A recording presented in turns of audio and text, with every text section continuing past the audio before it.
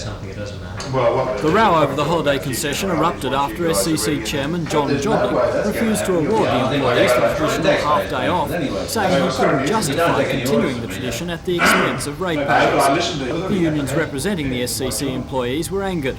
But as the time came and went today that the employees would have gone home in the past, at the SCC's depots and offices, workers were working their first Christmas Eve in nearly 40 years.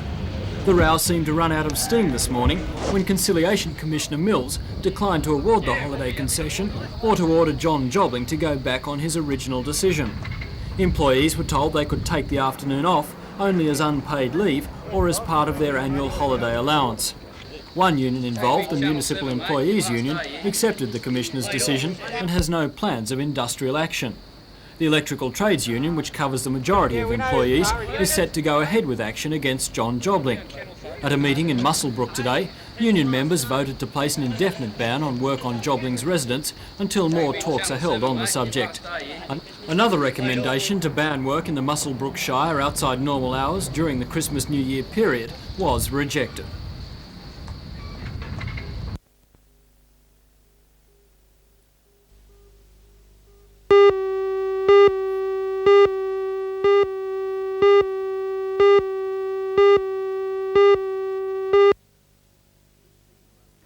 This scene around the Christmas tree was familiar this morning as Hunter Valley children reaped the rewards of an overnight visit from Santa.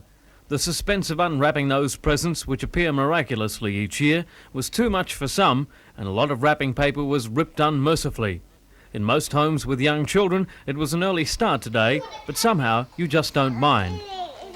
For about half a dozen kids, Christmas was spent in Royal Newcastle Hospital.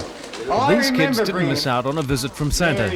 He managed to find out that these unlucky kids were caught up in the children's ward and a special delivery was made. And in the true spirit of Christmas, one of the patients remembered a present for Santa.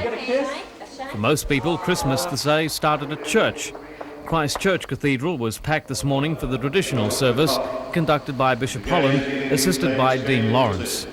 This scene was repeated in suburban churches throughout the Hunter Valley, the message of the birth of Christ obviously not forgotten. But a lot of people had to work on Christmas Day. Firemen were kept busy, particularly battling a spate of small bushfires around the district. This small outbreak at Macquarie Hills was quickly brought under control, but it still meant no holiday for the volunteer brigade. But then it was time for Christmas lunch, and some opted for a quiet drink in the sun, while others decided that an outdoors affair best suits our warm climate. A picnic in the park was a popular choice.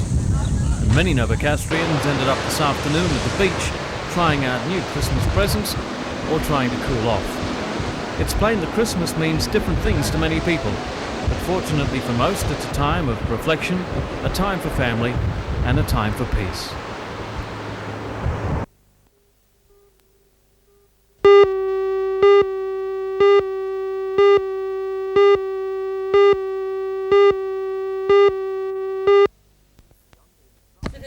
Young Ben Sire was at his grandparents' home in Kurri Kurri yesterday when he received his very special Christmas present, his own MG sports car cut down to 6-year-old size. Ben gave his cousin Anthony a look over the car before taking him for a drive. Ben's father Graham owns a panel beating business at Muswellbrook and spent 2 years of his spare time building the replica. Powered by a 5-horsepower Holden agricultural engine, the little car is remarkable for its detail and accuracy, even more so because Graham created it without the help of blueprints. He simply went to the local library and photostated a picture of the car. The result, painted in British racing green, is capable of about 25 kilometres an hour. Graham is very happy with the car, even though it cost him $1,600 to build. He admits, however, that it was hard work and wouldn't recommend the project to other farmers. No, definitely not. If I had another son, he wouldn't get one. There's only one I'm going to build. It's a bit too much like hard work, is it? I've had enough of them there, yeah. But you must be pleased with the result. Yeah, I am very pleased with the result.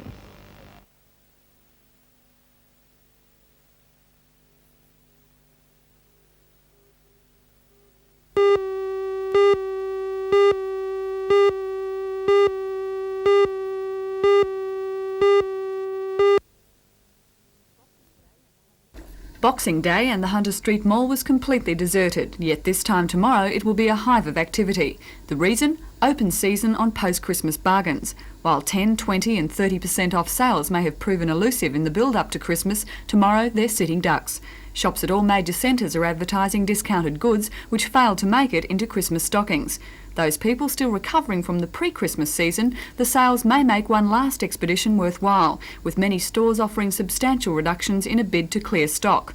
But a word of warning, bargain hunters are quick off the mark, and with some sales starting around 8:30 and others around 9, it will be the early shoppers who get the best deals.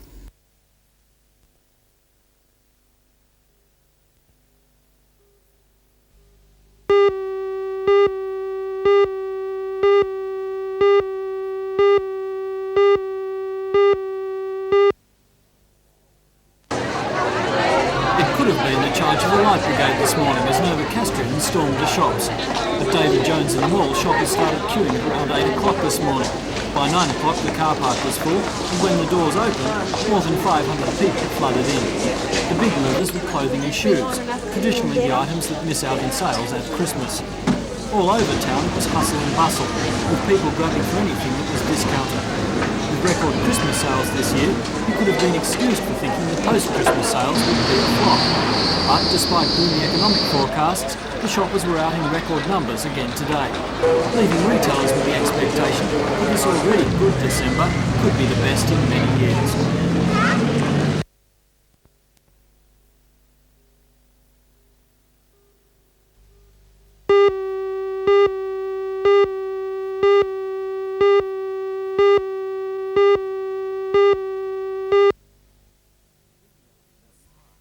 In the 1880s, Newcastle was a bustling coal town with a population of 30,000. It also had a desperate need for a safe reticulated water supply. Backyard wells often stood alongside the water closet and the ash pit, and outbreaks of typhoid and diphtheria were common. So, in 1877, a report by William Clark was presented to State Parliament. In it, he recommended the construction of a water supply works on the Hunter River near Oakhampton. Construction of what was to become known as the Walker Works started in 1879 and included the pumping station and large filter beds. On the 31st of December 1885, the civic leaders gathered here to watch the first water trickle into reservoir number 1. It trickled in at a rate of 18 inches an hour, that's about 39 centimetres, and the reservoir saw active service right up until this year. But back then so much more had to be done. There was the supply of that water to the growing suburbs, drainage and the problem of sewerage. So, 7 years after, in 1892, the Hunter District Water Supply and Sewerage Board came into existence. Early this century, Newcastle became a powerhouse of Australian industry and commerce. The decision by BHP to locate its steelworks here called for an urgent upgrading of the water supply, so it was decided to dam the Chichester River. As the Chichester scheme was exploited, the need for the Walter Works diminished, and in 1940 it was closed down.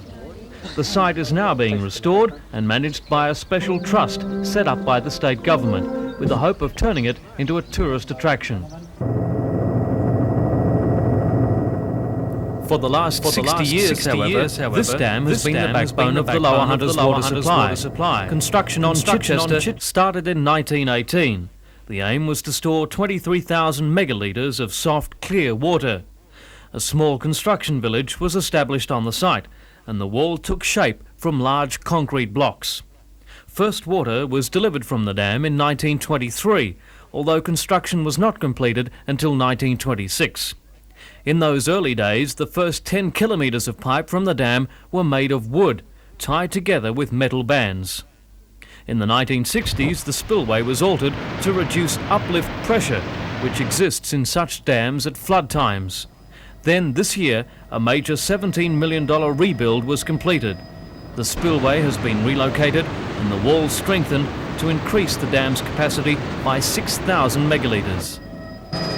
The Lower Hunter is also blessed with a unique water supply, the Tomago sandbeds, exploited as the area's water demands exploded. The first bores were drilled in the 1930s, but the Great Depression reduced the demand. Today, the water is pumped from the ground and delivered into spraying basins.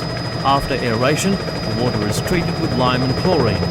The maximum output of Tomago sandbed reaches 25 million gallons a day, and because no dams are needed, it's very cost efficient. But still the demand grew, so the Grahamstown Dam was built. Between 1939 and 1952, the population grew by 10%, but the consumption of water was up an incredible 90%. Water to Grahamstown is supplied from the Williams River. The weir at Seaham was built and water directed into the Ballakira Canal and the pumping station. The lake at Grahamstown covers 2,500 hectares at an average depth of 6 metres. But during the drought 4 years ago, that level dropped dramatically. Plans are being made to increase the reservoir's capacity by 11%, and this would help postpone the need for start on the massive Tilligra Dam. In fact, a major expansion of our water supply appears to be no longer needed. Since the introduction of the user pays rating system, our water consumption has actually dropped. And perhaps that's one of the most important lessons we've learned in the first 100 years. The community now appreciates what a vital and valuable resource our freshwater supply really is.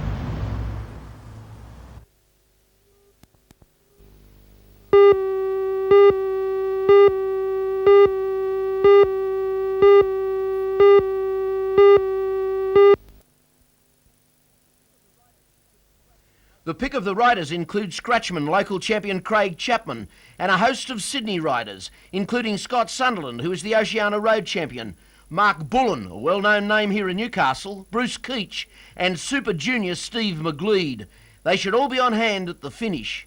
This man Craig Chapman is now a real chance, or should be, of Commonwealth Games selection, perhaps Newcastle's only track rider with such prospects.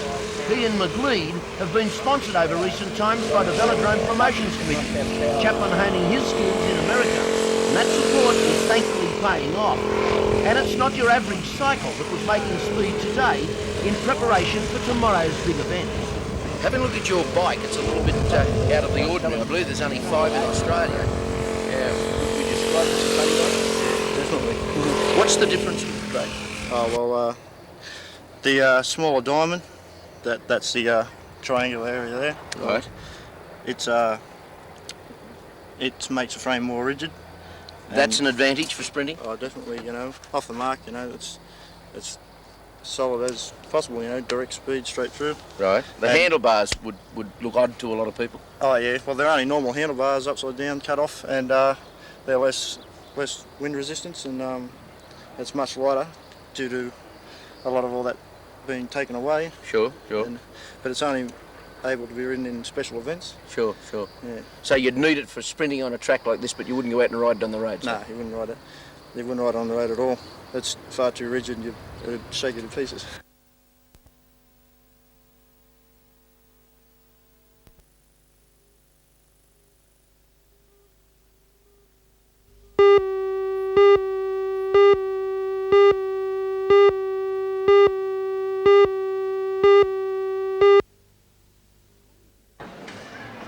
According to the Deputy Director of the New South Wales Retail Traders Association, Bill Torres, shop stealing is always worse during the Christmas and post-Christmas sale period, where crowds provide cover and make detection more difficult. Most stores pay more attention to security during this period, putting on extra staff in a bid to deter would-be offenders. The RTA estimates $110 million worth of goods are stolen from stores in New South Wales each year. In the Newcastle district, it's estimated at least $7.5 million is lost. And it's the shopper who picks up the tab, as the loss to retailers is built into the price of every item. The RTA estimates $60 to $70 a year is added to the average shopping bill. Local retailers are reluctant to comment on shop stealing in the Newcastle district. They argue any publicity may encourage would-be offenders. However, it's as well to bear in mind that according to police figures, shop stealing is a risky crime. A high percentage of offenders are caught. In most instances of stealing from shops, the penalties may range up to a $1,000 fine, a 12-month jail sentence, or both.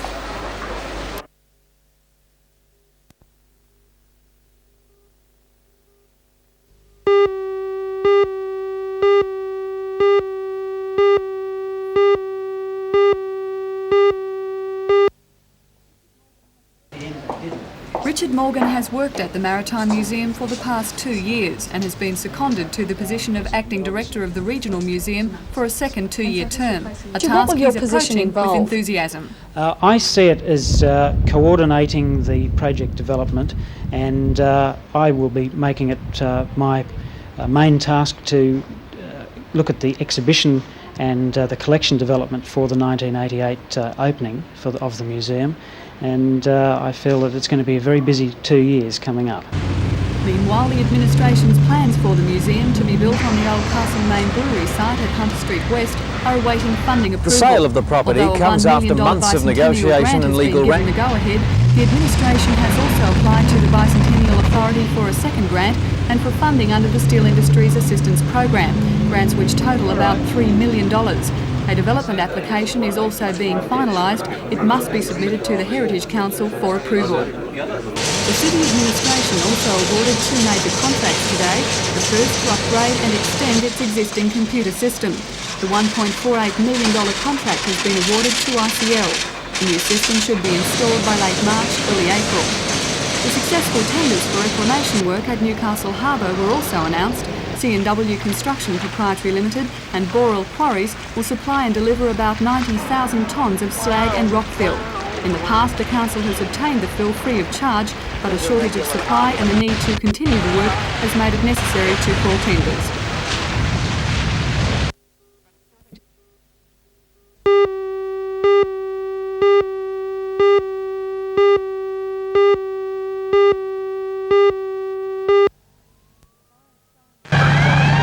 The fire started at about 5 o'clock yesterday afternoon when the twins' 4 brothers and sisters were playing with matches in the Oxford Street cottage's front bedroom.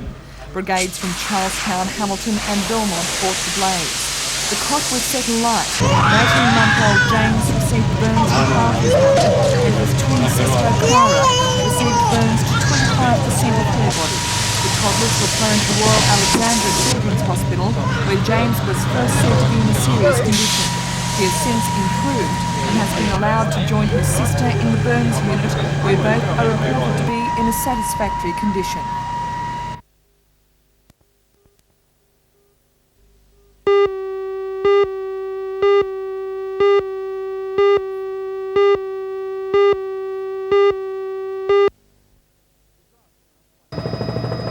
The grants announced by Member for Shortland Peter Morris will provide for major coastal restoration work beginning in February. Starting in the south at Swansea Heads, work will take place to eradicate bitu bush and to stabilise sand. At Redhead Bluff, efforts will be made to secure and stabilise the eroded cliff face.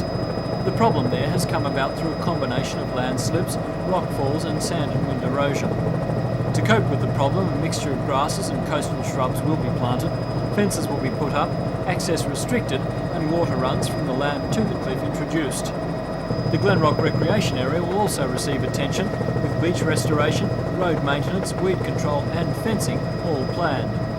The grants will also allow work to continue in the area to halt erosion. The major problem at the drifting sand at Anna Bay is the final area of work. A study has shown that sand movement between Stockton Beach and Anna Bay is at the alarming rate of several metres a year, posing a threat to nearby property. A stabilisation program is planned to stop the problem. The federal government has allocated over $400,000 to the work, with the remainder coming from the state government.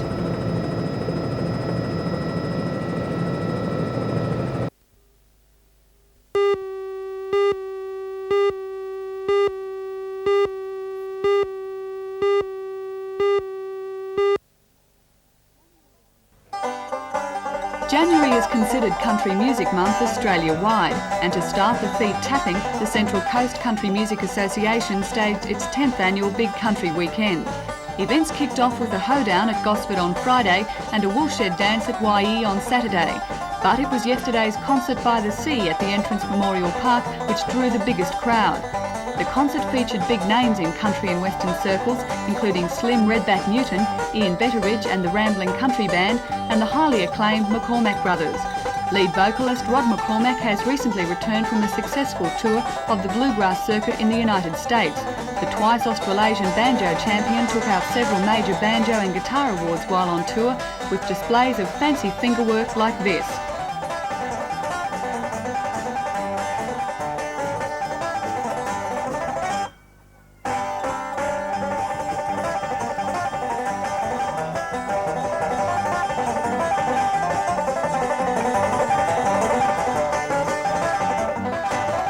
The country bands kept playing throughout the afternoon, leaving hundreds of spectators hollering for more, a request that should be honoured at the Australasian Country Music Awards in Tamworth at the end of the month.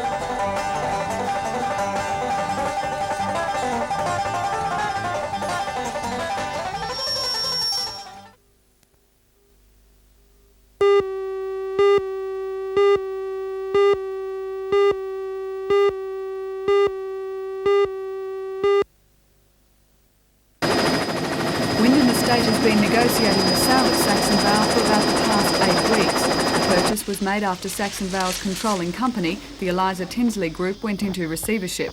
The managing director of Wyndham Estate, Brian McGuigan, says at this stage there are no plans to change the wines produced at Saxon Vale, though eventually they'll be looking to expand.